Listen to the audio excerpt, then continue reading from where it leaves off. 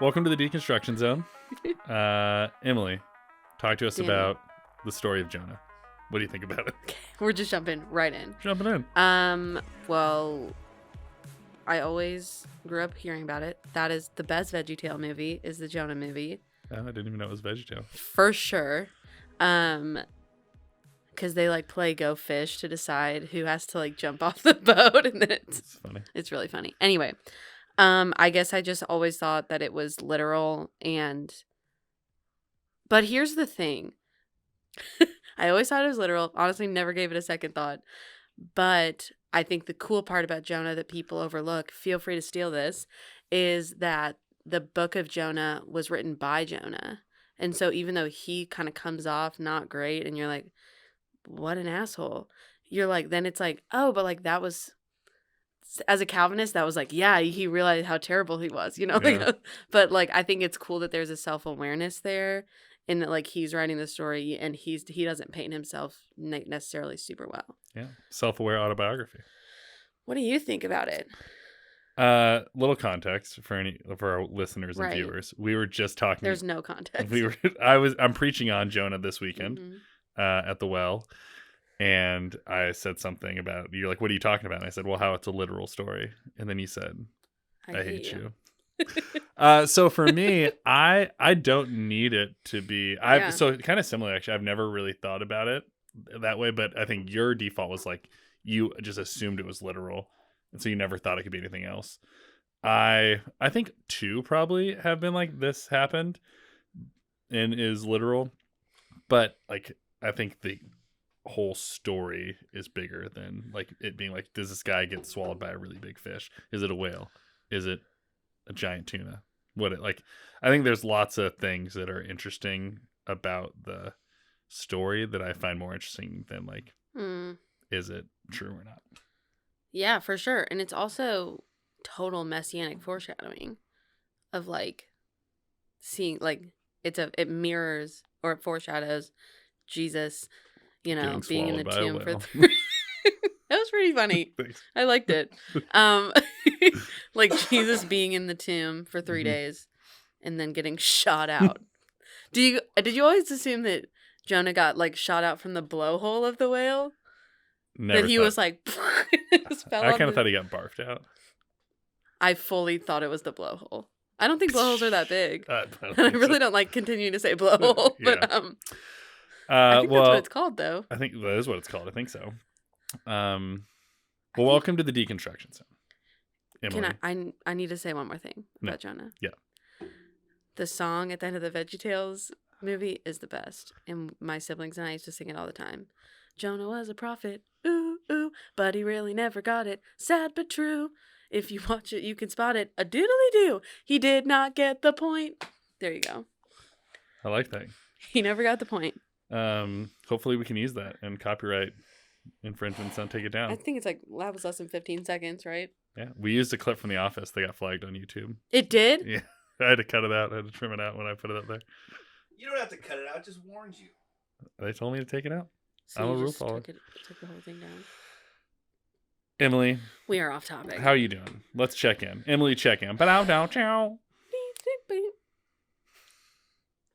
I'm doing fine. I mean, it's April, and so school. So I got in trouble at work today. Oh, you did? Yeah, it's fine. So I like it. You saving some things for the show. I didn't know about this. Yeah. I did. Well, I'm honestly flying by the seat of my pants on what I was going to talk about. So, yeah, maybe Emily's update might not be spiritual this time, if that's okay. Sure. But so the kids aren't allowed to go to the bathroom usually. So like just we can't. all day. Yeah, they have to go in between classes. Then we go on no walk zones, and so all that. But then I think that high schoolers should be allowed to just go to the bathroom because they're 17. So what I say is, you can leave. I can't give you the pass, and you can't tell them where you came from because I don't want it to come back to me. Yeah. And they're like totally fine. So, and I appreciate that they're communicating because their other option is to just walk out of class. And so the fact that they say, hey, can I walk out is kind of sweet. And I'm like, yeah, for sure. And I was like, but you can't rat me out. And they're like, Miss Zell, we would never rat you out. And I was like, you guys get me. And so Anyway, but then the principal was like, if it's a no walk zone, why are all these kids walking in the hallway? Were they all your kids? Half. And so he asked these like the hall monitors, where are all these kids coming from? And they said Miss Zell and then one more teacher. And so then I got in trouble. Like a lot of trouble, or just like a slap on the wrist? The principal was just like, dude, like they can't leave. Like, I'm not mad at you. I'm just disappointed. He was pretty mad. Oh, okay. He told the other teacher, why don't you guys just want to do your jobs? So I thought that was kind of intense. Is this your first time getting in trouble as a teacher? So I get in trouble a lot, actually. But I just do like, I don't know. I'm figuring it out. But then I'm always the source. So, okay. They'll send out mass emails to the whole staff as reminders of things to not do. And I've always just done whatever the email is. And so it's kind of like a running joke with my department now. So like if there's an email, it's because you just did He something. literally walked in. We got an email. And my department chair walked in and he was like, was that you? And I was like, yeah.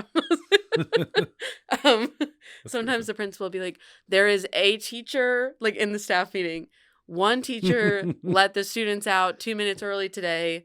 Just, I have proof on camera. And I was like, I get it. I get it, what I did. But I didn't say like leave after 2 minutes. They just walked out.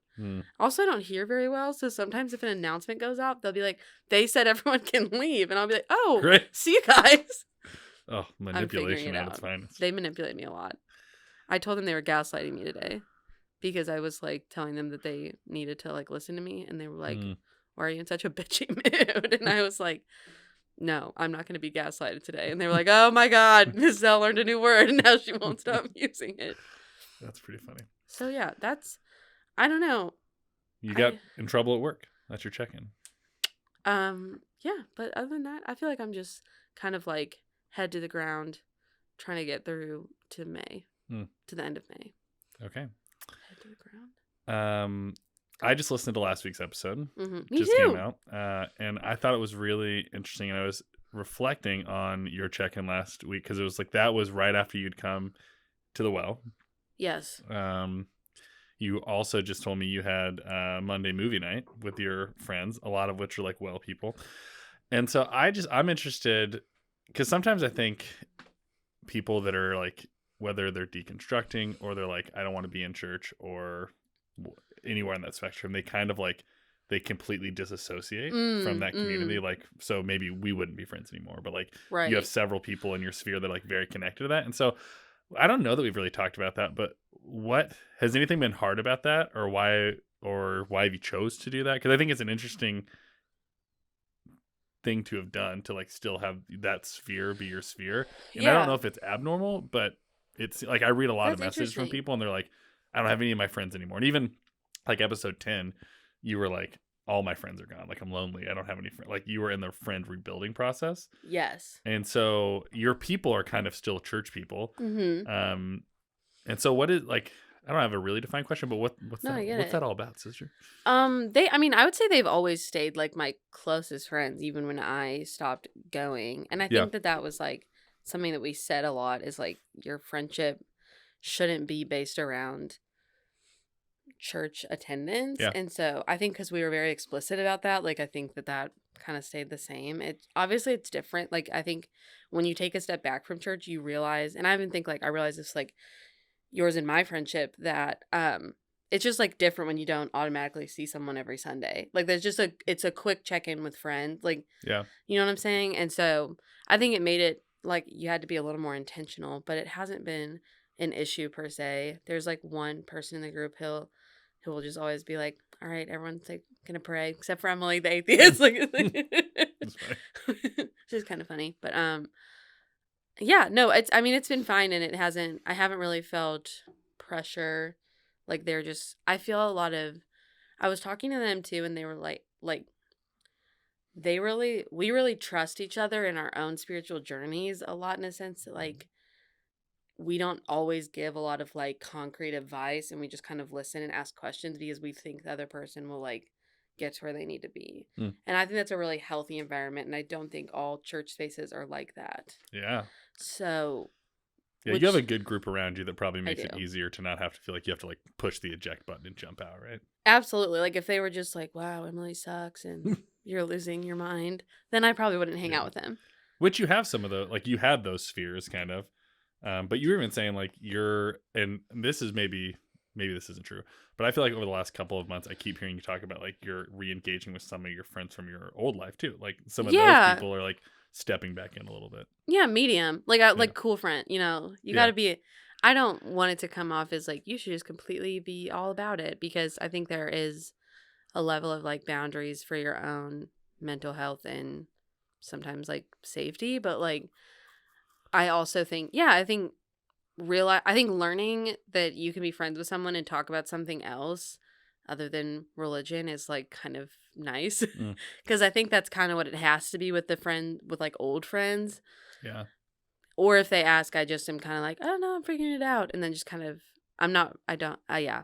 Yeah. Has that been hard? Because I don't know if we've talked about this before, like trying to like repopulate your toolbox of conversational things, like because it was religion, faith, reformed, like all of those things. That was like Mhm. I mean, that was the funny part of the last episode. You talked about your first frat party, like going to that Yeah. and like you're like shaking hands and you're networking and like, what do you want to do with your life, right? Yeah, what's your dream? Yeah. And so, but it seems like, and maybe I'm wrong, but like, was it hard rebuilding a new toolbox of like things to talk about with people, or did that come easier than you expected? Um, I think it is still hard, and I feel like with like my well friends, it still always like ends up leading back to a conversation about spirituality. Yeah. Like Are you someone, opposed to that, or do you no, I like that? love it. Yeah. That's Okay. my ideal. Okay. Like someone, I don't even remember what someone said, but someone just said something, and then like two of us at the same time were like, and that's what enlightenment is. And I'm just like, I just love that was the vibe of the hangout. Yeah. Um, but I mean, I think it's always something that I like want to talk about, but I do also think you learn like because I needed the break, and so I also needed the break in conversation, like not just in my own mind. And so it can start to feel more shallow, like it can be like um oh, we're just talking about like our jobs or things like that, but it Sure. also I don't know, I think you just kind of figure it out. Hmm. But I will say I did go to a PCA wedding this weekend, Okay. and that was interesting. Yeah. Pretty rough, honestly. Like in terms of like the messaging or The the messaging, woof. But I also like had got to a space where I was like, this is what like works for them, and this is where they're at, and that's great. Like I can still celebrate with them, but like the pastor like took the girl from the dad, and then was like her leadership is going from the dad to the groom in this moment, and I was just like, oh, okay, that felt really intense to me. Sorry, what was the intense part? Sorry, I'm just kidding. You're like, that's what happened at my wedding. Um, And so that was that's like, it. Like so we do like when I do officiate weddings, and I don't do it as much, but like there's like the whoever hands the bride over. Usually it's like mother and father or right. like both parents. But is that type of thing where it's like the headship, like that, is that pretty common within the weddings you go to, where it's like you're moving from under the authority of your father to now your husband? I mean, I guess, but I don't think I'd ever heard it said that explicitly. Okay. But I was like, oh, like we're really just saying it, like as if the bride was like lost without some sort of leader or Yeah. headship. Well, she was for a little bit, and like the walking I transition between the know. two. It just was but I also think the weird part for me was like, is I was like a few years ago, I would have been like, that needs to be said at my wedding. Yeah. And that's what's almost like more crazy. Yeah, it's like hearing things that now like make you want to throw up, and you're like, I used to like love that. Yes. But also I'd say like being around that group of what's up? Nothing. Okay, being around the group of of people is kind of it was difficult because I did kind of feel like the like black sheep or like everyone was like, oh, like Emily, and then like we all were like praying with the bride beforehand, and Yeah, you were. and everyone was like laying hands because I was the dress fluffer. Oh, okay. Mhm. So you were like involved in the wedding. Yes. So we were all praying, and then everyone kind of looked at me, and I was like, I'm good to pray. Like, everyone was like, oh, is it okay if Emily's here? And I was just like, yeah. Can you step out in the hallway for a second? We're gonna pray. It was just that kind of thing that is Yeah. like not a fun feeling, obviously. Yeah. But and the guy was there who told my old pastor that you were defrocked. Yes. And so that was just like underlying Did you guys tone. talk? Not about that, but we talked. We just kind of let that under the rug. Sorry I didn't come to your defense, Well. I guess. What do you want me to say? I wanted you to throw hands. But yeah, so it's like I think that's important to bring up though, because there are situations where hanging Yeah. out with old people, like hanging out with old people. You don't mean Dustin. Like old I people. always mean Destin, but like it can be hard and like I feel like this is a term thrown out, but like it did feel a little bit like triggering. Like it was not a great feeling, and so there is safe and unsafe ways to hang out with old friends. I don't want to Like Destin. dive super, super deep into this, but I do always enjoy our theological conversations when we go that route. So when you think about, I'm always intrigued by people's understanding, thought, or even caring about a spiritual head of a household in that regard. And so, and like for you, as you like look for a partner and like your like, I guess multiple part question, like, do you have any sort of like framework on like, is there one? Who is it? What does that look like? And as you like look to like find a partner down the road, like, is that something that you, as you're looking at people as prospects, do you care about that kind of thing? Whether you're the head or they're the head, like, does your spirituality still play into that? So that's kind of like two It's maybe a really divergent good questions. question. But So I mean, I think that's a really good question. And I would say, obviously, I think that, like, I think you can find some helpful nuggets in the midst of, like, what I think is, like, a pretty messed up theology, in a sense that, like, I do think I want someone who has, like, leadership qualities, but I don't want him to think that he's, like, my boss. yeah, Like, and so, and like spiritual leadership, because I remember that was like a huge thing with all like my girlfriends, you know, like we'd be like, girl, he's great, but is he a spiritual leader? You know, like we said that all the time. And this one girl was like, he asked a lot of, this was interesting, my one friend was like, I'm talking to this guy and I really like him, but he asks a lot of questions and has some doubts, and like I just don't know if that's like spiritual leader material. And I was like, what if he leads you by the like helpful questions that he's asking and like helps you grow? And she was like, oh yeah, it doesn't have to just be like him telling me what to think. And I was like, isn't that so cool? And so is that recently you had that conversation? Or this is like 3 years ago. Okay, So when I was still presby. that's an interesting take. Would that have been like a divergent take from? It was kind of edgy. Yeah. I was kind of like, yeah, I don't know. I was always a little bit edgy. I really hated the idea of like emotional purity. And I was like, everyone needs to shut up about that. I've never even heard Well, that. because they were like, if you think about it, if you have a crush on a guy and you're thinking about it, then like you're okay. thinking about someone else's husband. And it's just like, bro, I can't do that. Yeah. And so anyway, all that to say, I was a little bit always edgy in that regard, but I think you want a leader, and I do want someone who like can process like spiritual things with me. Like I want someone who, I don't necessarily need to feel led, but I do like to feel like challenged and sharpened by my partner in that area. Does that make sense? Yeah, that's very much where I stand. Like the idea of like being, what's the term? So you're not Annie's leader? Equally yoked, is that the term? Yeah. Like, you're like walking into something together, right? And like, I think for Annie and I think, and she could write into the show, Annie, but I think she would be, I think she's like maybe more traditional in that regard. Like she like wants to be led maybe. Okay. But one of the things that I've appreciated about our relationship is like we're very, I think, co-equals and like leading, and that like we both have different perspectives and stuff. And so it's like if I was leading everything like spiritually, I think I'd miss certain things. If she was leading 100% spiritually, she would miss things. And so I think for us, we've attempted to like make it a collaboration rather than like a leader. And because for me, like I don't know if this is exactly what you felt, but like it feels really weird to me, like the husbands or wives submit to your husband's thing. Yeah. And if it's like the way it's been taught, because it seems like a very much like hierarchical thing, like you're in charge and you're kind of just along for the ride. And I think that's not, even if we're using like the image of like Jesus and the bride being the church. Like I don't even see Right. that operating in that kind of way, if that makes sense. Like, it's Yeah. much more collaborative. 100%. But like, yeah, we don't see Jesus in the church as collaborative necessarily. And so it is like a headship thing. And I remember I was like looking through my notes recent, like my notes app on my phone. And I had written like a while ago, I just written like, does being a woman make you less in the image of God if like you image the church and not Christ? And that just bums me out that was like a question I had. Yeah. But I really thought that. I was like, yeah, I'm just like a little bit lesser of an image bearer. That's a weird thought to have thought. I mean, But because I really I would have wondered never thought that. about that, right? Right. Like, and, which I think Because is you what were makes, just like, I am the image of God. yeah. Well, when you believe God is a man, right? Like, Yup. that's one of the reasons that I like beef hard on like and you gender God I way do. more than I do, and I do too sometimes.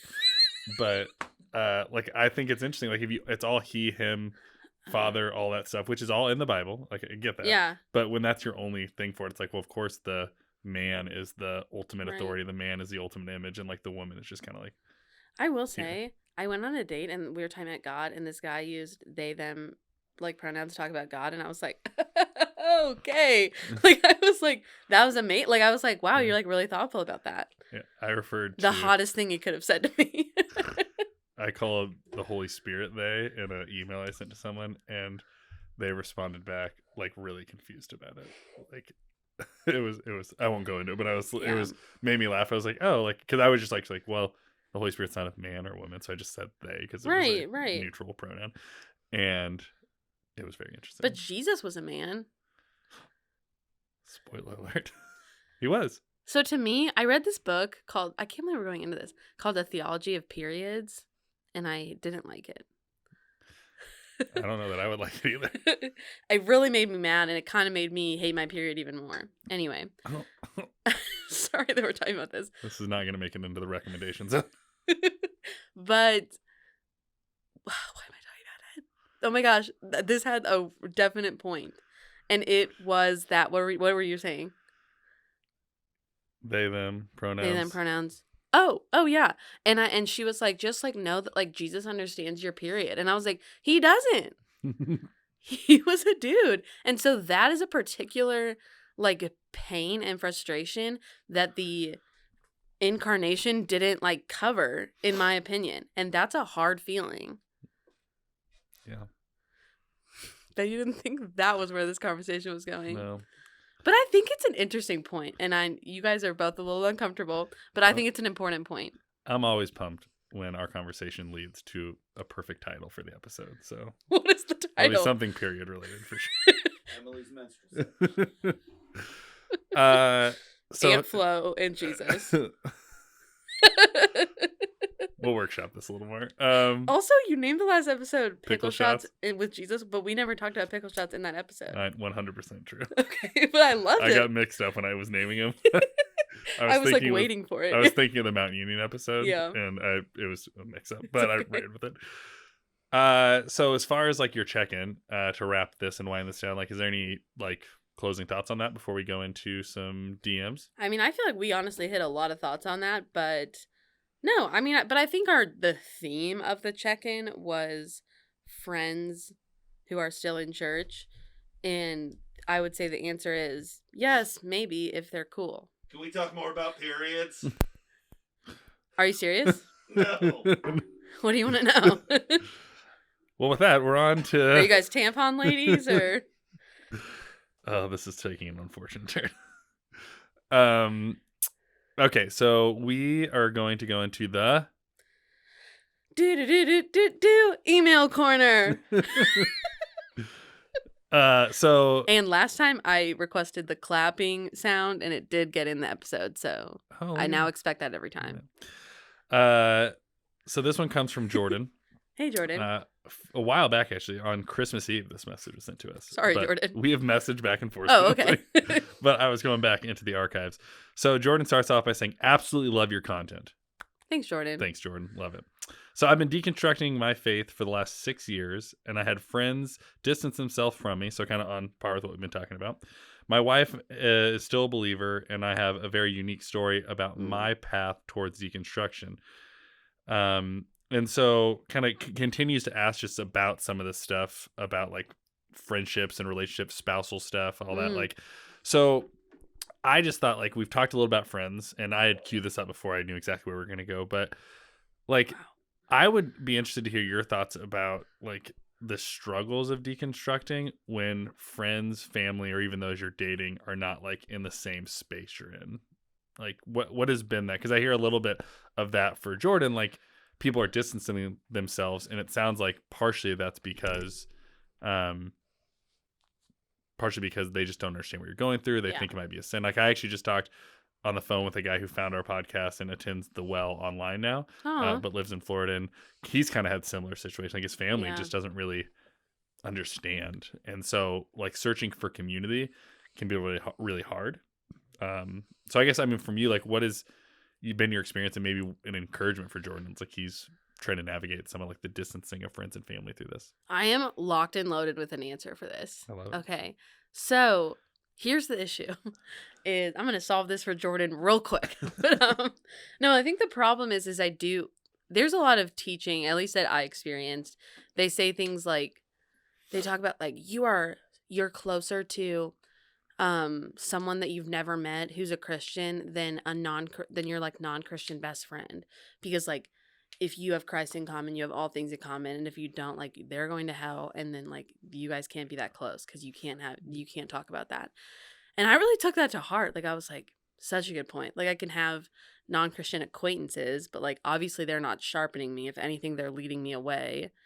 And like I had a teacher be like talk about the equally yoked idea in friendship. And she was like, there is no purpose to have non-Christian friends. Get to know them just enough to share the gospel, but do not let them speak into your lives, because then you're not being like pushed toward Jesus. That's so interesting. Wild.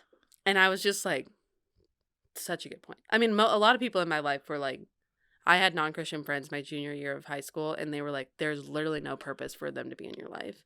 Like, how Your are they? Christian friends were saying that too. Yeah, like how are they like helping you in your walk with God? And I was like, I don't know, but I really enjoy them, and like they challenge me, and I like talking to them, and we don't always talk about God, and that's fine.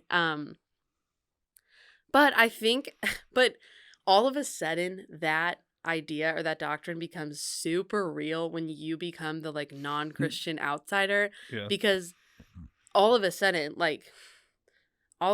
you're not in the main group, because your opinion just went down, like just skyrocketed down, Yeah. of like, yeah, and like you can listen to Emily only so much, but she's giving her like answer from the world, you know. Yeah. And so I think with things like that, I think that is a really hard feeling, and it puts a strain on relationships, because you, the one changing, are like, I'm still good with this relationship, but yeah, I might not be able to like meet you how I used to in that conversation.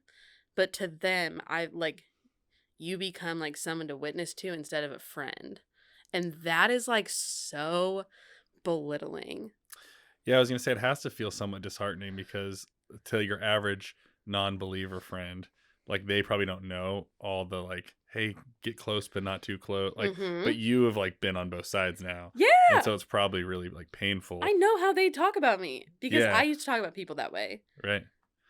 Yeah, I think that's an interesting part. It's one of the things I actually appreciate the most about you, the seat you sit in. I don't love like all the frustration and pain you've had to go through, but you have a really unique concept of everything that's going on, because you were the religious zealot and now you're the outsider. Emily Zealot. Ooh, I like that. I could hear that eye roll. Dustin also said off screen, I do enjoy your pain. So that was nice. I think it's interesting, and for like Jordan, for you, like for all this, like I think that's a hard place to be in, but also I think that's a really uniquely reformed view of unbelievers. Like, as someone that like would say I'm evangelical in the best sense of the word, like I'm friends with people. I want to have more non-Christian friends than I want to have Christian friends. Like, if I believe Why? if I believe the good news is that good, I'd want as many people to experience it as possible. That's kind of a shitty thing to say. Why? Because it sounds like you're becoming friends with them just to tell them something. No, I tell all my friends about Olive and Oak. If they never go to Olive and Oak, that doesn't bother me. But I think it's that great of a restaurant. I'm going to tell people about it. For sure, for sure. But you said I want to have more non-Christian friends because I want to tell people about the good news. Because I believe it's that good. So you don't make friends to tell them about Olive and Oak. But I will tell them about Olive and Oak. When I make Great, friends with them. absolutely great. But to say I'm gonna look for friends who haven't gone to Olive and Oak just so I can tell them about it is kind of sketchy. But you've probably done that too with a movie, right? I've found friends like, hey, have you seen this? Like, no, all right, I'm going to go find someone that hasn't seen this. Like, we do the things we care about. For we sure. care enough about them. We want them to know about them. I don't think it's shitty. I feel like that was an extreme word and I apologize. But I think the intent of making a friend in order to tell them is sketchy versus like you have non-Christian friends and absolutely you tell them what matters to you. Yeah, Does that cause make sense a little bit? I'm with you. I think it's a little bit semantics. Like I think, yeah, but that was my main issue. With it. I think like if you're, I think non-Christian people are generally more fun than Christian people. Absolutely. Did you say more fun? More fun, yeah. True. But I also think like really like and this is where you and I still like don't fully line up a little bit. Like I do care a lot about what I believe to the point like I want people to know about it. Yeah. And so, like, I'm not, like, I don't see evangelizing as a deeply harmful thing. I don't either. Oh, good. But, because I think we evangelize everything we do. And C.S. Lewis says, the enjoyment isn't complete until it is expressed. I think part of enjoying something is telling other people. He calls it the consummation of enjoyment. But you're not hearing me. Because what I'm saying, though, is I don't make friends in order to tell them about that I'm hearing stuff. what you're saying. I think you took a very small part of what I said. Agree.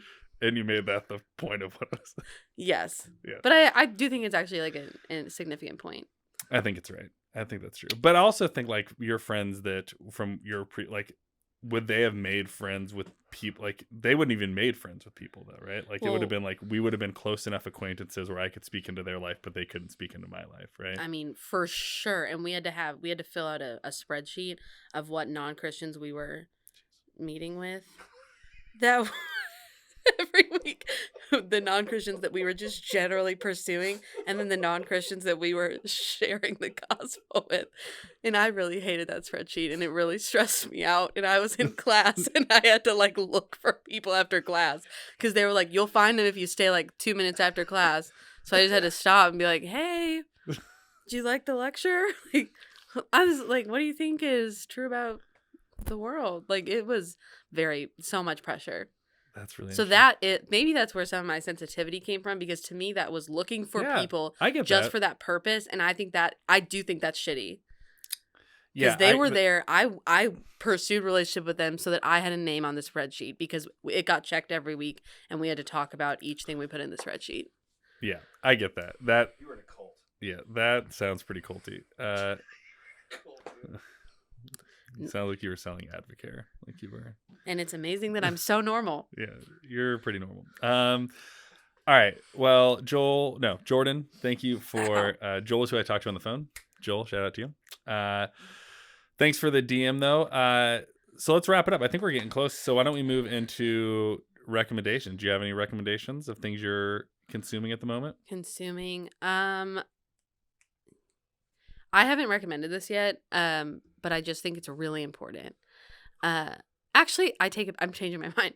I'm going to tell you what I'm reading right now, and I've kind of just started it but I really liked it. But I just started Rabbit, the book by Miss Pat, the comedian, and it's kind of her story about like growing up in the hood and like all that. And I mean, it's like heartbreaking, and then there are like funny moments. But I'm currently reading that, and it's just very, very good and very powerful. So I'd highly recommend. Okay. Another thing I'd recommend is the show Big Mouth, which I think is kind of funny, but I think it's really, all my students, when I talk about Big Mouth, they're like, Ms. Dell watches Big Mouth. Like, that is so inappropriate. They don't say inappropriate. They don't use that word, but I think it's so deep because it processes the voices that are in your head as you're like navigating life. So in therapy, I rewrote stories from my life as Big Mouth scenes and tried to like name the voices. So I think it can be really deep and profound, even though it's kind of like a funny, jokey, inappropriate show. Those are my recommendations. I've heard good things about it. I've actually not watched it yet. I freaking love it. Okay, Yeah. your turn. So I'm going to recommend this, but I haven't cracked it open again yet. But I've read it before. I'm rereading it. Okay. But I went through like my bookshelf in my basement, and I was like, what's a book like that was really formative for me in my understanding of like faith and God and all this? And let's reread it and see what I think. And so I'm rereading the Screw Tape Letters. Oh yeah. And which follows the story of two like demons, right? Wormwood and Screw Tape. One's I think Screw Tape's the uncle, the older one, right? Wormwood's the underling. So I'm really interested to read it. I read it when I was like a teenager. Yeah. It was like one of the first. It's not like a theological book, but like Christian fiction with like heavy theological undertones book that I ever read. And so I'm really interested to reread it to be like, do I think this is whack? Do I think it's really good? And also C.S. Lewis is just like a really brilliant writer. And so I'm excited to like dive in. So Screw Tape Letters, that's my recommendation. There are moments in Screw Tape Letters that I think of at the worst times because like it were really convicting. And there's a line in Screw Tape Letters that I think about every time in an argument. And it says so they're talking about the patient is like who they're trying to like get to the dark side. And so, and what they say is when the patient's in an argument, make it impossible for them to see that they could have any possible fault in the disagreement. And I remember I read Screw Tape Letters when I was 12. Yeah. And I remember reading that and being like, whoa, because we totally do that in disagreements. Yeah, and that's again, I want to like read it again and see, and so maybe the next episode I'll be able to check in on it. But yeah, what I found to be really brilliant is it's like it's written with such like passion is my recollection of like as if this is like with as much passion as like a really evangelical Christian has is like what Screw Tape has in this letter, like being like, this is what's right, this is what to do, like this is the gospel truth according to like a demon. And I just thought it was really interesting. Yeah, like the passion of evangelizing, like trying to drag people to hell, which I think is really interesting. Ooh, yeah, absolutely. So I'm interested to read it, like, and see like how because it's very like afterlifey. So, but I'm like, I have a bunch of old C.S. Lewis books that I like read, and I think I'm gonna like go on a C.S. Lewis binge. You should. Great Divorce. I don't think I've ever read that one. Mere Christianity was the one I was gonna read next. I never read Mere Christianity. It's probably why I lost my faith. Great Divorce is fantastic. I highly recommend it. Maybe remind me what that one's about. It's like this bus from hell to heaven. Oh, okay. But it's so deep and I don't know if I'll see if I have that one on my shelf. They're like in heaven and they're walking on the grass and the grass is hurting their feet because it's too real. Yeah, I remember you talking about this. Well, yeah, I'm excited about this. So I was working at Six Flags and I would read it in the car before going to work, and then I was just like, swiping into Six Flags. Work the water slide, Zell. Stop crying. I'm on a Six Flags stick now. We had to use clear bags, and also I worked at the Old Time Photo Studio. People didn't really go there that much, and so I read a lot that summer. And so the security guys started like commenting on my books because they were just like the nerdiest things ever. And one time I was with my clear bag and I was reading a book called The Decline of the Secular University, and he was just like, "What in the world?" And it was one of my favorite moments. That's pretty funny. All right, Emily Zell, send us out of here with some words of encouragement. Words of encouragement. Have friends that are different than you, but also like make sure that they're not like just terrible to be around and sucking your mental health dry. It's all about balance. It's all about balance. Boundaries, margin. Boundaries, margin, all that. And with that being said, embrace the journey.